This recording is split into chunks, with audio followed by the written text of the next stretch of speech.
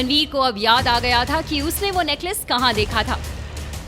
Ranveer London से college खत्म करके आया था और जवानी का जोश कहें या अमीरी की अकड़, रणवीर का उन दिनों लड़कियों के साथ पार्टी, ट्रिप्स पे जाना, हुकअप और वन नाइट स्टैंड करना सब रोज का काम था। 5 साल पहले वो क्रिसमस ईव पर गोवा गया हुआ था, जहां एक क्लब में वो शराब के नशे में डांस कर रहा था कि तभी उसकी नजर एक लड़की पर पड़ती है। एक खूबसूरत सी लड़की ड्रंक होके डांस कर रही थी। उसको देखते ही रणवीर के मुंह से निकलता है, वाओ सो प्रिटी। वो लड़की आरुषि थी। आरुषि भी अपने कुछ दोस्तों के साथ गोवा घूमने आई थी। रणवीर उसके पास जाता है और पूछता है, Can I buy you a drink? Woo! Yes, I would love that. Okay, follow me through the bar. Arushi और रणवीर बार पे जाते हैं और 2 ड्रिंक्स ऑर्डर करते हैं। दोनों ऑलरेडी बहुत ड्रंक होते हैं और ये ड्रिंक करने के बाद दोनों एकदम झूमने लगते हैं, जोर जोर से हंसते हुए एक दूसरे को संभालने लगते हैं। उसके बाद आरुषि उसका हाथ पकड़ के उसे डांस फ्लोर पे ले जाती है। थोड़ी देर डांस करने के बाद वो बोलती है, it's too much for me, मुझे बहुत ज्यादा नशा हो रहा है, I really need to go. इतना कह के आरुषि वहाँ से जाने लगती है। तभी उसका पैर लड़खड़ाता है और वो गिरने वाली होती है कि रणवीर उसे संभालता है और बाहर ले आता है। रणवीर आरुषि को ऑफर करता है कि मैं तुम्हें तुम्हारे होटल तक छोड़ देता हूँ। आरुषि का होटल बगल में ही था, तो दोनों हिलते डुलते आरुषि के होटल पहुँच जाते हैं। होटल के कमरे में पहुँच के आरुषि बेड पर गिर जाती है और रणवीर का हाथ पकड़ के अपनी तरफ खींचती है। Thank you so much for escorting me to my room.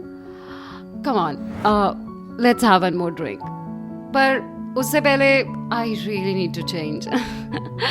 इतना कहकर आरुषि अपने क्रॉप टॉप को बेड के साइड पे फेंक देती है।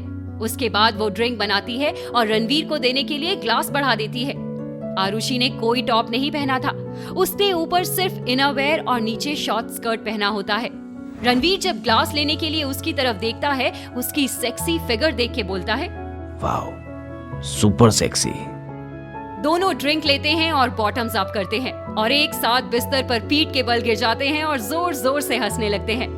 थोड़ी देर नशे में हंसने के बाद रणवीर की नजर आरुषि के गले में लटके नेकलेस पर जाती है और वो नेकलेस को छूते हुए कहता है, सो प्रिटी। व्हाट? तुम्हारा नेकलेस बहुत प्रिटी है। सब समझ में आ रहा है मुझे। तुम नेकलेस के बहाने क्या देख रहे हो? नो, आई स्वेयर, ये नेकलेस बहुत खूबसूरत है। क्यों? सिर्फ नेकलेस खूबसूरत है, बाकी कुछ भी नहीं? नहीं, सिर्फ नेकलेस खूबसूरत है, बाकी सब तो किलर है। इतना कह के रणवीर आरुषि के ऊपर आ जाता है और उसे किस करने लगता है। दोनों ज्यादा नशे में होने की वजह से बहुत ज्यादा एक्साइटेड फील करते हैं और एक दूसरे के साथ रोमांस करने लगते हैं। रणवीर आरुषि की स्कर्ट की पिन ओपन करने लगता है और आरुषि भी फटाफट रणवीर के कपड़े खोलने लगती है।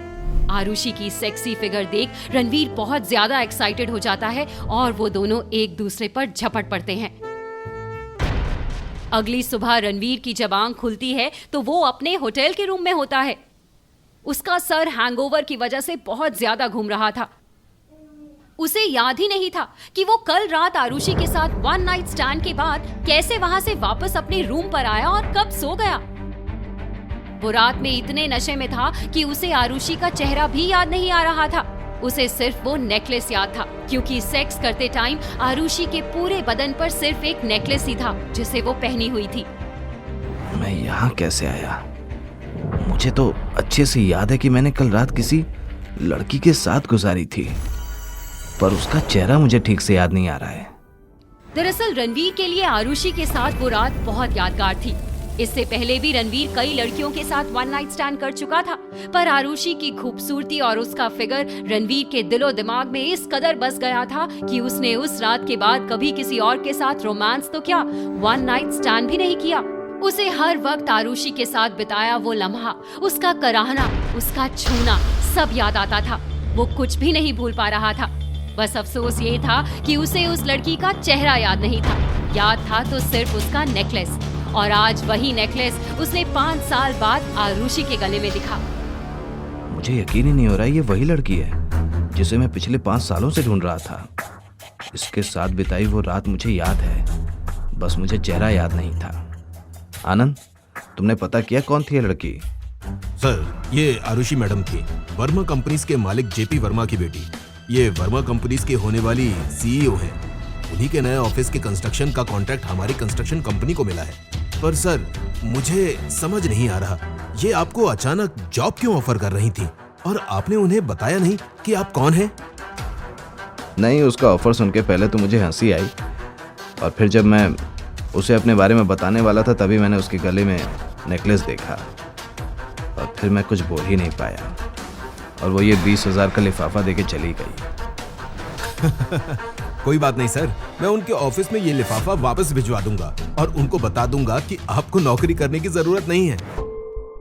Don't you dare say anything, और तुम ऐसा कुछ भी नहीं करोगे। अभी तो मुझे नौकरी मिली है। आनंद को रणवीर की बात सुन के हैरानी होती है। उसे समझ ही नहीं आता कि रणवीर कह क्या रहा है। वो रणवीर को पूछता भी है कि आप करने क्या वाले हैं। सबसे पहले तो गाड़ी साइड में रोको और एक रिक्शा बुलाओ। मुझे मैरिज रजिस्ट्रार के ऑफिस में जाना है। Come on, Hari. Anand driver को गाड़ी साइड लगाने को कहता है। रणवीर गाड़ी से निकलता है और अपना कोट उतार के गाड़ी में रख देता है और शर्ट के बाजू को ऊपर चढ़ा के रिक्शे में बैठ जाता है, और रिक्शे के पीछे पीछे उसका ड्राइवर गाड़ी लेके चल रहा होता है। रणवीर मैरिज रजिस्ट्रार के ऑफिस पहुंचता है और देखता है कि आरुषि उसका वेट कर रही होती है। अरे कब से तुम्हारा वेट कर रही हूँ, अब आ रहे हो? वैसे मुझे पता था तुम जरूर आओगे, आखिर 1.5 लाख रुपए तुम्हारे लिए बड़ी बात जो थी। रणवीर आरुषि की बात सुन के मुस्कुरा देता है और उसके साथ ऑफिस के अंदर चला जाता है। अंदर रजिस्ट्रार के सामने दोनों फॉर्म पे साइन करते हैं और अपनी रजिस्टर्ड मैरिज कंप्लीट करते हैं। ऑफिस से बाहर आके आरुषि एक पेज पर साइन करके रणवीर को देती है, जिस पर लिखा होता है कि ये शादी एक कॉन्ट्रैक्ट है, 3 महीनों के बाद ये कॉन्ट्रैक्ट खत्म हो जाएगा। जैसा कि मैंने तुमसे प्रॉमिस किया था, ये रहा रिटन प्रूफ उसका। बस 3 महीनों तक तुम्हें मेरा हस्बैंड बन के रहना है, उसके बाद तुम बिल्कुल फ्री हो और तब तक तुम्हारी हर जरूरत की चीज तुमको मिल जाएगी। अपना नंबर मुझे दे दो, जब तुम्हारी जरूरत होगी मैं तुम्हें कॉल करके बुला लूंगी। बाकी टाइम तुम अपनी पुरानी कंपनी में अपना काम करते रहो। इतना कह के आरुषि वहाँ से चली जाती है। रणवीर आरुषि का दिया रिटेन लेटर देखता है और मन ही मन खुश हो जाता है कि अगले 3 महीने आरुषि से मिलना जुलना लगा रहेगा। लेकिन रणवीर को समझ नहीं आ रहा था कि ये 3 महीने का क्या चक्कर है और ऐसी क्या प्रॉब्लम थी जो उसे ऐसी शादी करनी पड़ी, वो भी किसी स्ट्रेंजर से जिसको वो जानती तक नहीं है। रणवीर ऑफिस से बाहर निकलता है।